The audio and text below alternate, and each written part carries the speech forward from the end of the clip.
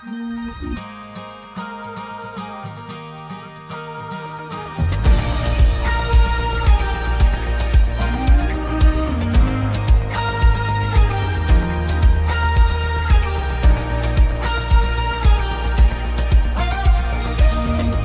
wanna dance like David, I want a faith like Paul.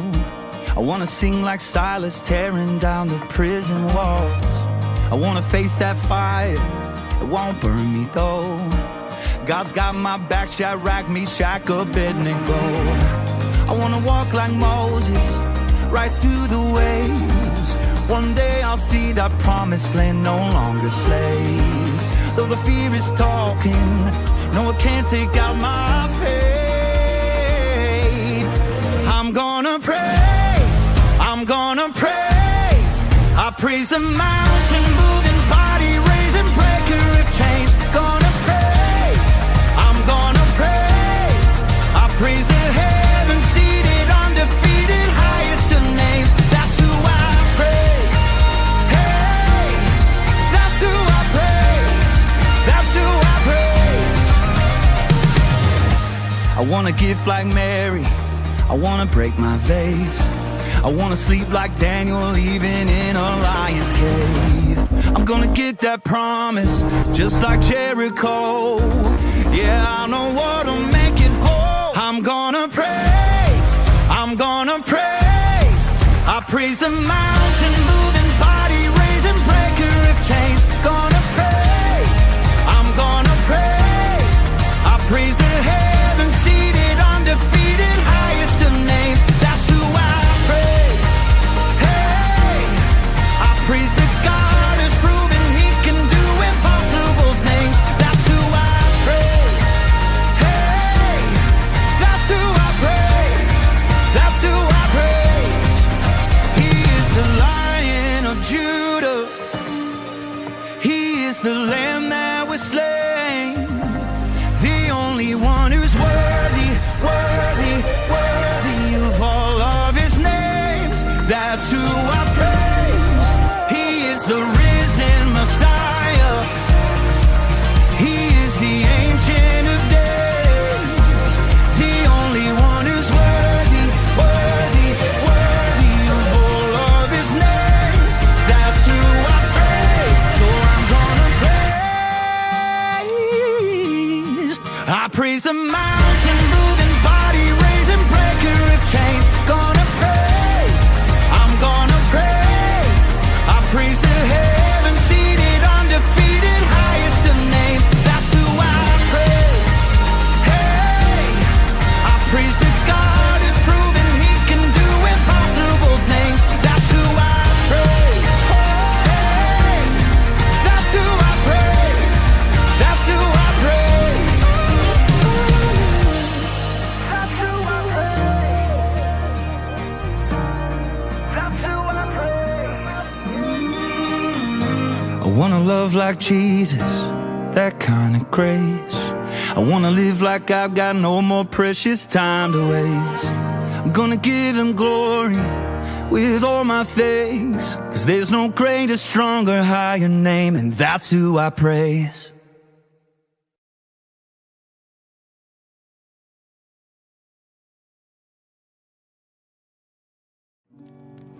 Where seldom is heard a discouraging word, and the skies are not cloudy all day.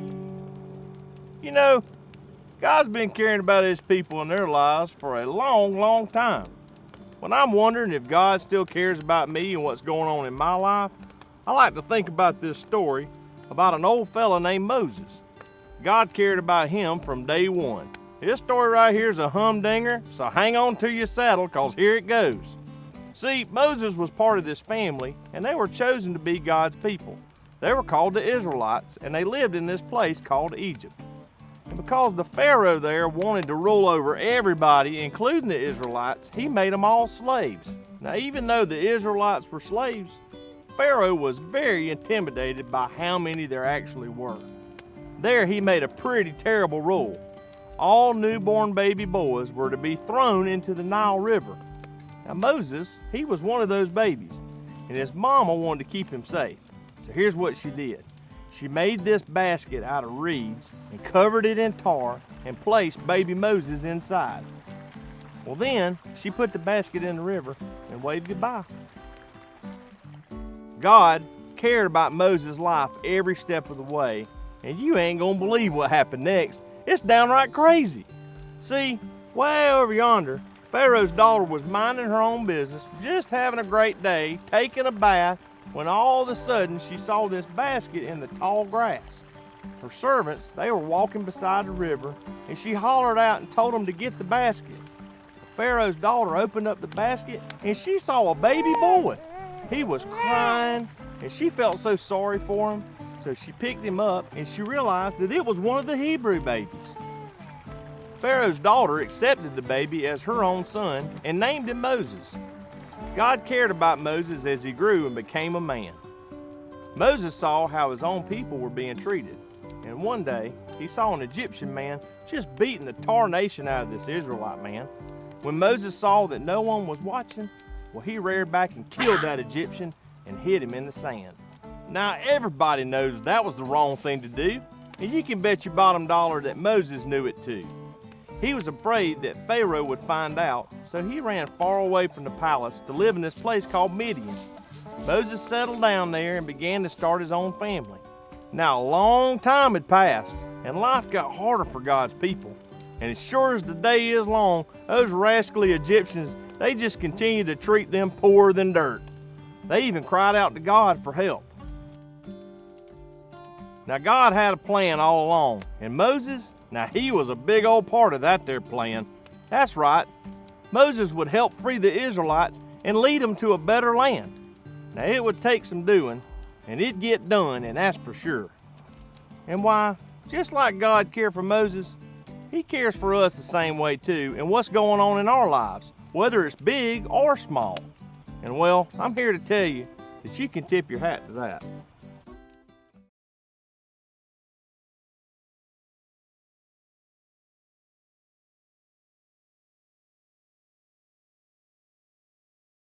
What is baptism? Baptism is simply just a way for us to show everyone that we love Jesus and that we have a relationship with Him and that we have chosen to follow Him. And it's pretty simple too. You get into some water with a pastor. The pastor asks you a question or two, and then after he asks you those questions, he dunks you under the water and then he brings you right back up. And then you're done. Now you might be thinking, why do I need to go under the water? Why do I need to get soaking wet? Wouldn't it be just so much easier if I just told everybody that I love Jesus? The water is a symbol. It's a symbol of us being born again. Whenever we go under the water, it's a picture of our old life being washed away. And when we come out of the water, that is a picture of us starting our new life in Jesus, with Christ. The reason that it's so important for us to do it like this, the reason that we get in the water and we get our clothes all soaking wet, is because that's how Jesus did it. That's how Jesus got baptized. And so in Matthew chapter 3, verses 13 through 17, we see the story of Jesus getting baptized. And since we want to follow Jesus, and since we have a relationship with Him and we want to be more like Him, we also should be baptized like this. Baptism, it shows everyone around you, your family, your friends, your people at school, your teachers, whoever is around you. It shows everyone that you love Jesus and that you want to live for Him. So I encourage you today, take that next step of baptism. If you have a relationship with Jesus, if you love Jesus and you want to show the world that you have a relationship with Him, get signed up today for baptism and show the entire world that you want to live for Jesus.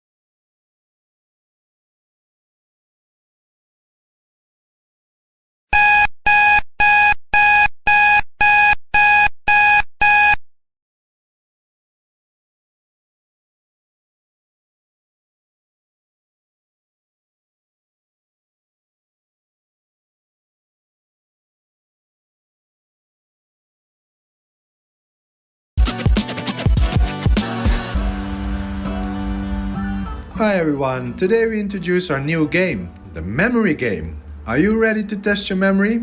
Have fun!